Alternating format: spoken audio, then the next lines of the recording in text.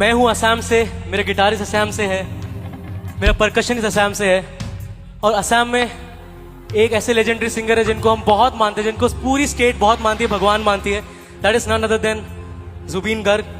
And it's a very sad note कि आज उनकी डेथ हो गई है एंड पूरा स्टेट मोर्न कर रहा है। बट ये गाना मैंने बचपन में सुना था, आप लोग सब ने सुना है, one of his most hit songs ever. This is one tribute to him. बिना तेरे ना एक पल हो, ना बिन तेरे कभी कल हो, ये दिल बन जाए पत्थर का, ना इसमें कोई हलचल हो। सनम पे हाथ, इश्क पे हाथ, लुटा दूं मिटा दूं मैं अपनी खुद